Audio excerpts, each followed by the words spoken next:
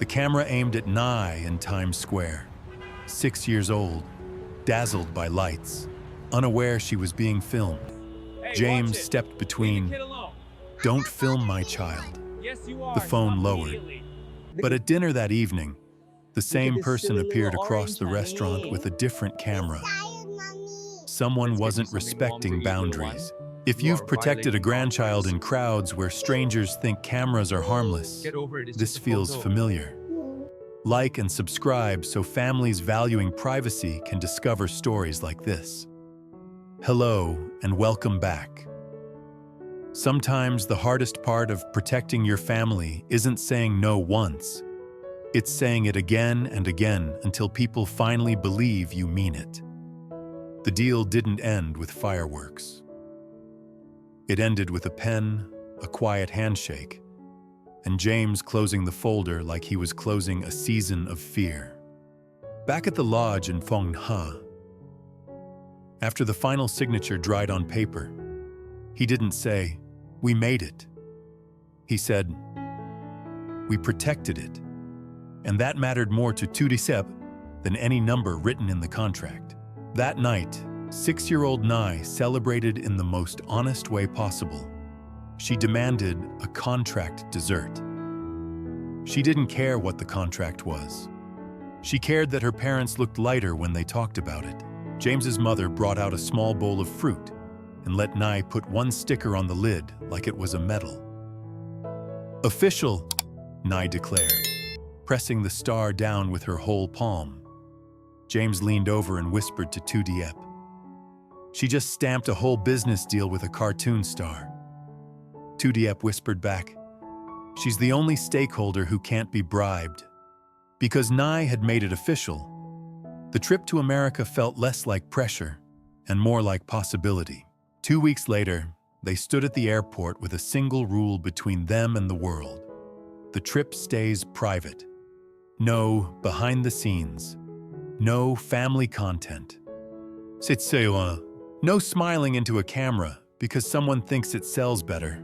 On the plane, Nye sat between Diep and James's mother, wearing headphones too big for her head, watching a cartoon like she owned the sky. James didn't open his laptop until Nye fell asleep. Her head tilted against her grandmother's shoulder. Then he pulled out the binder, their binder, and reviewed the same things he always reviewed when he wanted to keep them safe. Seal code process, temperature logs, handoff signatures, dispute window language, privacy rider highlighted in yellow like it was sacred text. Diep watched him trace his finger down the clauses and realized something she hadn't admitted yet.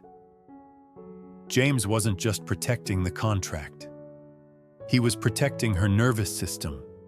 When they landed in New York, the city hit them like brightness. Cars, lights, people walking fast, like they had somewhere important to be and no time to waste getting there. Nye pressed her face to the taxi window and whispered, "Mom, everything is tall." James's mother reached over and held her hand gently. "Tall can still be safe," she said. "We just stay together." So they stayed together that first evening when Nye begged to see Times Square. They didn't go there like tourists chasing photos. They went there like a family collecting a memory Nye had seen in cartoons and refused to believe was real. Times Square hit them with sound and light. An intersection in Midtown Manhattan where the brightness feels louder than the noise. Nye stood in the middle of the crowd, head tilted back, eyes wide and unblinking. "It looks like a big TV for the sky," she said, voice full of wonder. James laughed softly, one hand on her shoulder to keep her close. "That's exactly what it is." That moment of wonder lasted exactly 40 seconds. Then Diep saw it. A phone lifting slowly to the left. Lens aimed not at the screens, but at Nye's upturned face. Her stomach tightened. She started to move forward, but James was faster. He stepped between the camera and his daughter without raising his voice, calm but unmovable.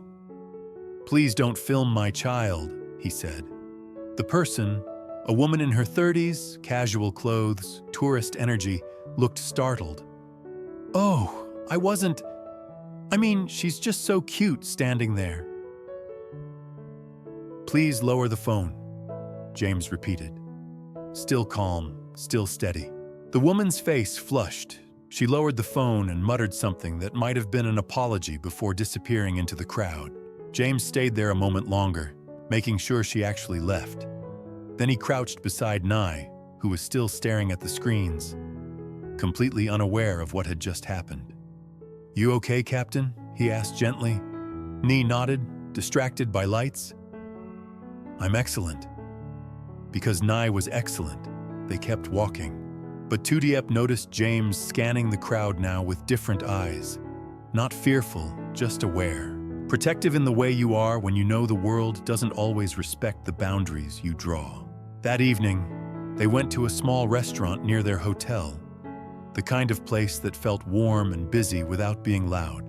Nye sat between her parents, carefully arranging her napkin like it was a puzzle she needed to solve. James's mother ordered tea and looked more relaxed than Diep had seen her in months. "This city is big," she said, "but it feels organized." James smiled. "Organized chaos," he agreed. They were halfway through the meal when Diep saw her. The same woman from Times Square, sitting 3 tables away, phone on the table, angled toward them. Diep's hand tightened on her fork.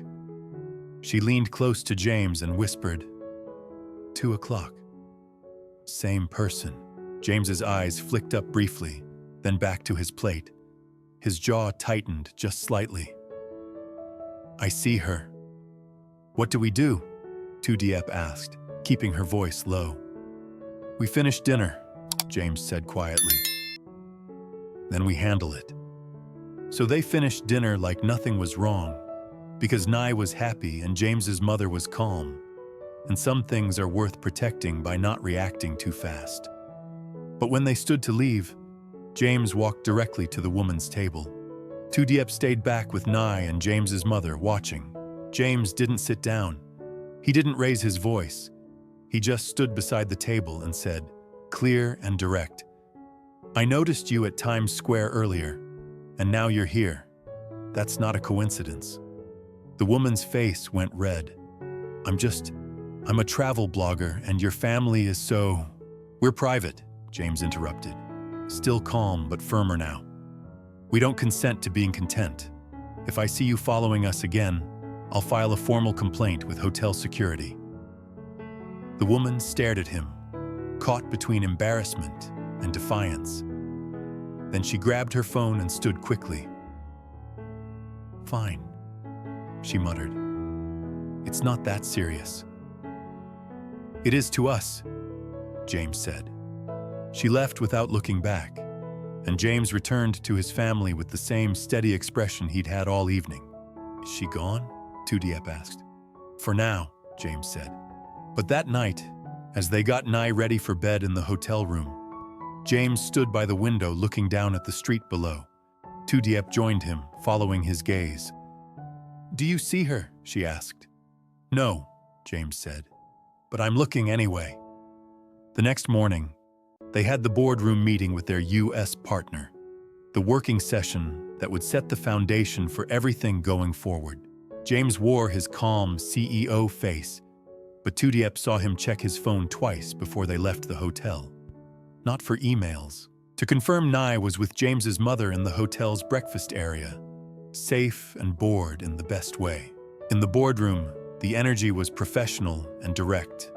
Procurement, quality, legal, operations. Everyone had folders. Everyone had questions. James didn't start with emotion. He started with systems, showing them the chain of custody steps, explaining seal code logs, demonstrating how they document temperatures at every handoff. Then he said something that made the room go quiet. "Our best feature isn't fruit. It's discipline." When they turned to Diep, expecting maybe a softer story, a founder's journey, she didn't give them performance. She gave them reality. She talked about farm routines, contamination prevention, staff training protocols. Then she looked at the legal team and said the line she and James had rehearsed the night before. "And our privacy isn't a preference," she said clearly. "It's part of quality control." The quality director nodded slowly. "That's exactly what we want to hear." Then the procurement lead did something that felt like a test. He smiled warmly and said, "Actually, before we wrap, would you mind if we got one quick photo? Just you two and your daughter.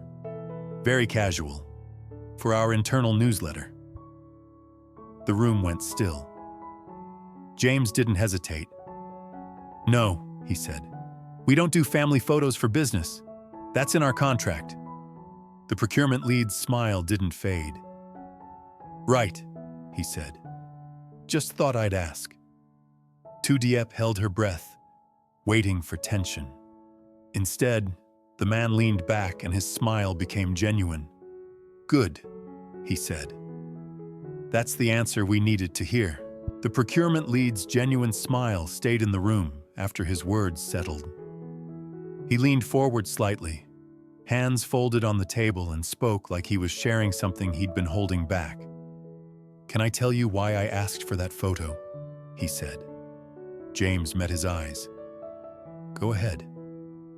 "Because half our vendor partnerships fall apart over this exact moment," the man said.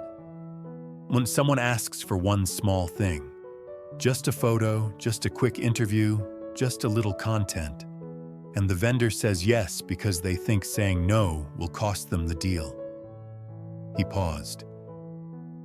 "But every single time they say yes, the requests get bigger. And eventually, the partnership breaks because boundaries were never actually set." Diep felt something shift in her chest. Relief mixed with validation. The quality director nodded.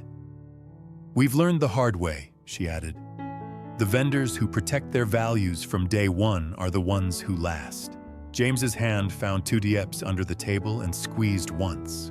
Because that squeeze meant they'd passed a test they hadn't even known they were taking. The rest of the meeting felt different. Less like proving themselves, more like building something together. They reviewed rollout timelines, discussed packaging standards, confirmed the first shipment schedule. 2 weeks from contract signature, 20 boxes, clean handoff protocols, privacy clause active and binding. When the meeting ended, the procurement lead walked them to the elevator. "You've got 2 days left in New York," he said. "Enjoy it. No more work talk unless you initiate." James shook his hand. "Thank you for respecting what we protect." "Thank you for making it clear what that is," the man replied. In the elevator going down, Diep exhaled slowly. "We did it," she whispered. "We held the line," James corrected. "Again." They met James's mother and Nye in the hotel lobby. Nye was sitting on a bench, swinging her legs, holding a juice box like it was precious cargo. When she saw her parents, she hopped down and ran over. "Did you win the meeting?" she asked seriously. James crouched to her level. "We protected the family," he said. "That's better than winning." Nye seemed to accept this. "Good," she said. "Because Grandma says we can go see the big park now." So they went to Central Park, green in the middle of Manhattan, like the city had given itself one place to breathe. Nye ran ahead on the path, and James's mother followed at a steady pace, keeping her in sight but giving her room to explore. James and Diep walked behind them, and for the first time since landing in America, Diep felt her shoulders drop. "It feels safer here," she said quietly. James nodded. Less crowds, more space. They walked for 20 minutes in that peaceful rhythm. Nye pointing at dogs and trees and declaring everything excellent quality. Then Diep saw movement in her peripheral vision that made her stomach drop. The blogger. Same woman. Different jacket. Camera in hand, not even pretending anymore. She was following them about 30 feet back, Phone raised, filming. Diep's hand shot out and gripped James's arm. "Behind us," she said, voice tight. James turned slowly, saw her, and his whole body went still. Not tense, focused. He handed Diep his jacket. "Stay with Nye," he said quietly. "I'm handling this differently." He walked directly toward the woman, and this time his face wasn't calm. It was firm. "You were told to stop," James said, voice carrying. "Twice." The woman lowered the phone but didn't back away. "It's a public park," she said defensively. "I can film whatever I want." "Not my child," James said. "I made that clear." A few other park visitors had stopped, noticing the confrontation. The woman seemed to realize she had an audience and tried to shift the narrative. "I'm a content creator," she said louder. "This family is being unnecessarily difficult." James pulled out his phone, calm and deliberate. "I'm calling hotel security," he said, "and filing a harassment complaint. You followed us to 2 locations. That's not content creation. That's stalking." The woman's confidence cracked. "You're overreacting." "Am I?" James said, already dialing. "Then you won't mind explaining it to security." He put the phone to his ear. The woman's face went pale. She took 2 steps back, then turned and walked away quickly, shoving her camera into her bag. James stayed on the line. "Yes, I need to report someone following my family." He gave a clear description, the locations, the timeline. When he ended the call, Diep was standing beside him with Nye's hand in hers. James's mother had wisely kept Nye distracted, pointing at a nearby fountain. "Is she gone?" Diep asked. "For good this time," James said. "Hotel security is flagging her photo. If she shows up again, they'll handle it." Diep leaned into him briefly. "Thank you," she whispered. "We don't negotiate safety," James said simply. They stayed in the park another hour, but the peace had shifted. Not broken, just more careful. They kept Nye close, stayed in open areas, and James checked behind them more than once. That evening, back at the hotel, James's phone buzzed while they were getting Nye ready for bed. He glanced at the screen, and his jaw tightened slightly. Unknown number. "Enjoy, America. The next test won't be in a boardroom. It'll be personal." He showed Diep without saying anything. She read it twice, then looked at him. "What do we do?" James sat down on the edge of the bed, thinking. Then he did something that surprised her. He forwarded the message to the procurement lead with a short note.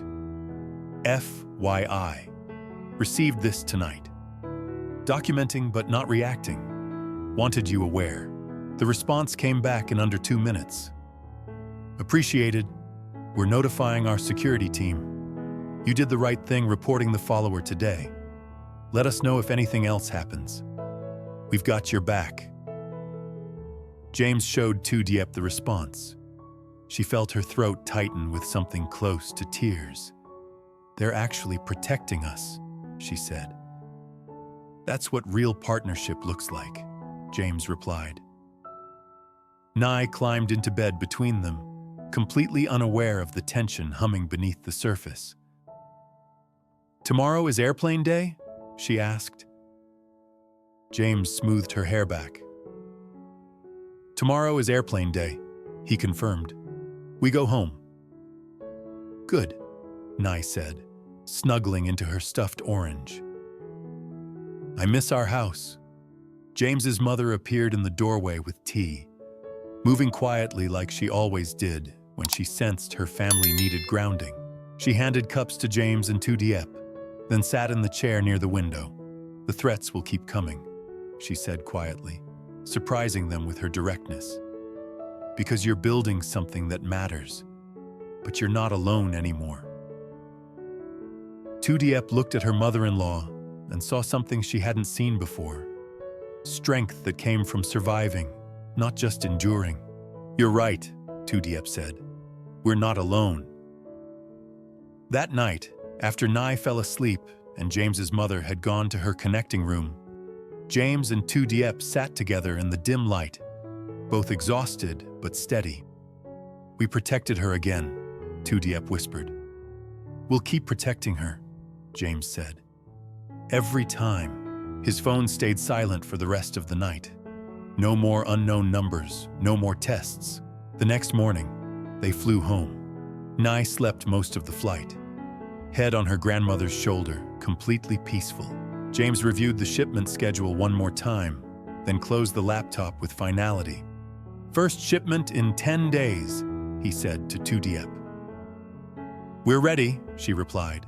When they landed back in Vietnam, the air felt different, familiar, warm, theirs.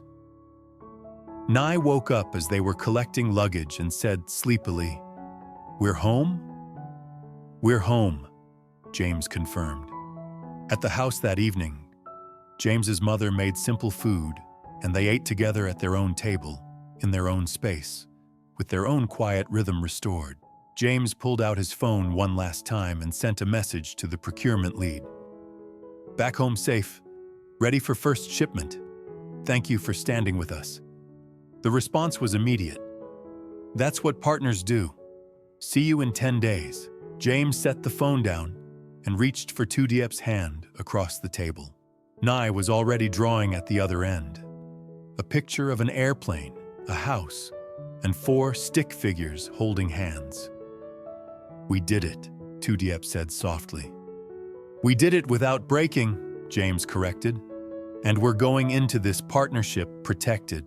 Outside, the hill fruits light glowed steady. Inside, a family had just proven that you can grow a business across oceans without losing the boundaries that keep you whole. No unknown numbers, no threats, no compromise. Just a contract built on respect, a partnership that valued privacy, and a 6-year-old sleeping peacefully because her parents had kept her world safe. If you've ever had to protect your family's peace while building something bigger than yourself, you know that the best partnerships aren't built on what you're willing to give up. They're built on what you refuse to compromise.